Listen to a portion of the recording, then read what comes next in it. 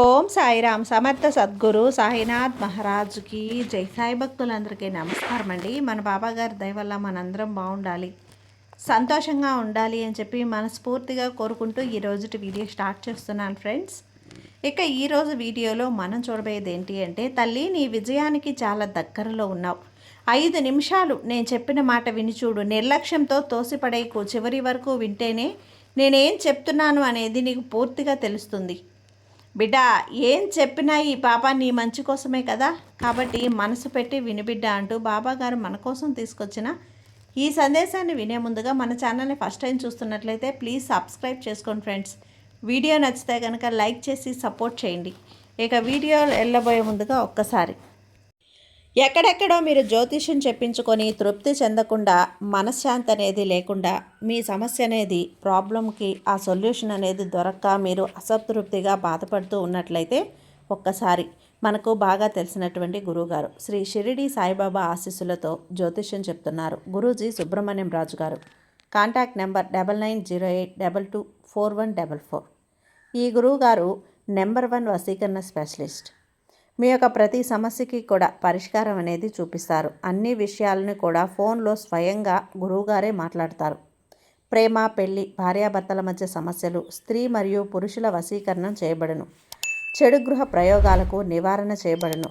మీ యొక్క ఎటువంటి సమస్యనైనా సరే ఫోన్లోనే 24 గంటల్లో పరిష్కారం అనేది చూపిస్తారు. కాబట్టి నమ్మకంతో గురువుగారిని కాంటాక్ట్ అవ్వండి. మీరు ఎక్కడెక్కడో జ్యోతిష్యం చెప్పించుకొని అసంతృప్తి చెంది ఉంటే ఈ గురువు గారి దగ్గర ఒక్కసారి ఫోన్ చేసి మీ సమస్యకు పరిష్కారం అనేది తెలుసుకున్న తర్వాత మీ మనసు ప్రశాంతంగా ఉంటుంది.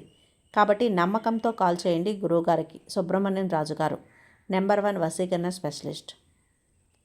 Contact number 9908224144.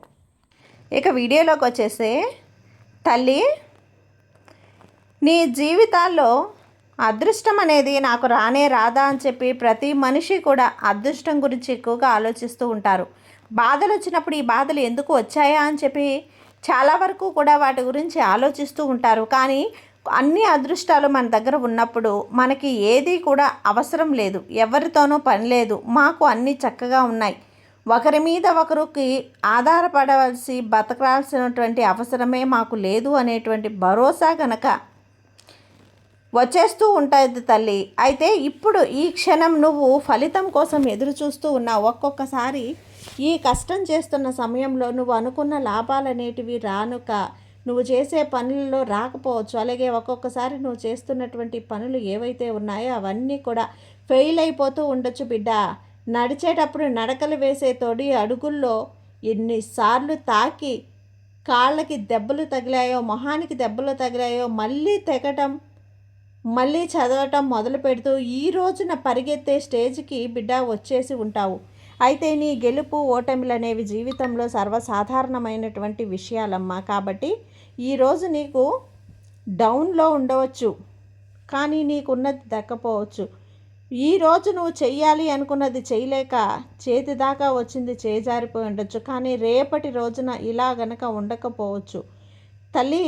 అందుకే అదృష్టం అనేది ప్రతి అడుగులో మాత్రమే ఉండాలి. ఈ అడుగు వెయ్యాలా, వేస్తే ఏమవుతుంది, వేయకపోతే ఏమవుతుంది, అసలు కరెక్టేనా, ఇక్కడ నేను వెళ్ళెత్తి తప్పవుతుందా, దీనివల్ల ఏదైనా కష్టాలు వస్తాయేమో, అనేక రకాలుగా ఆలోచనలు కూర్చుంటే ఆ అడుగున కనుక నువ్వు వెయ్యకుండా ఉంటే కనుక ఆ అదృష్టం నీ దగ్గరికి ఎలా వస్తుంది చెప్పు.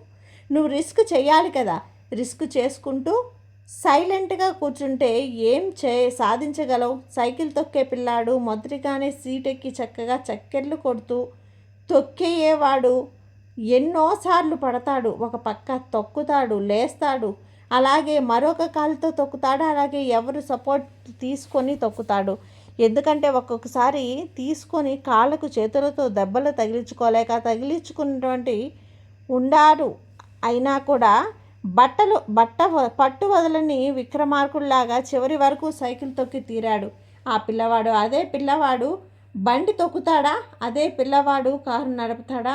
ఇలా అంచెలంచెలుగా ఎదుగుతున్నటువంటి వామ్మో, సైకిల్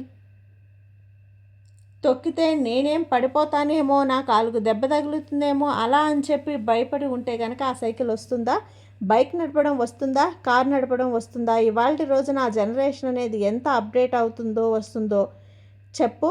కాబట్టి కష్టపడాలి. కష్టపడినప్పుడే ఓటమిలు అలా వస్తూ ఉంటాయి, పోతూ ఉంటాయి. ఎంతోమంది ఎన్నో సినిమాల హీరోలని నువ్వు చూసావు. ఎన్ని పరిస్థితులు తీసి ఫ్లాప్ అయినా కూడా మళ్ళీ తీస్తూనే ఉంటారు. ఎన్ని డబ్బులు నష్టపోయినా మళ్ళీ పెట్టుబడులు పెడుతూనే ఉంటారు. ఎందుకు? ఒక్కసారి హిట్ అనేది వచ్చిందంటే ఖచ్చితంగా వస్తుంది అలా ఆశతో. కాబట్టి ఈ జీవితంలో ఒడిదుడుకులు కానీ సర్వసాధారణం, పడటం అనేది కూడా సర్వసాధారణమే. కాబట్టి ఒడిదుడుకులకు భయపడద్దు. పటం గురించి భయంకరమైనటువంటి చీకటి, కష్ట సుఖాలు దుఃఖాలు వాటి వల్ల ఆలోచన వద్దు. ఫోకస్ అంతా కూడా నువ్వు చేయాల్సినటువంటి పని మీదనే పెట్టాలి. ఎవరు నిన్ను ఏం చెప్పినా కూడా నీ ఫోజ్ నువ్వు పక్కకు నెట్టివేయకు. నువ్వు ఏదైతే చెయ్యాలి అనుకుంటున్నావో దానిని కొంచెం మాత్రమే కష్టపడాలి అని చెప్పి ఇప్పుడు నువ్వు ఇంతవరకు కూడా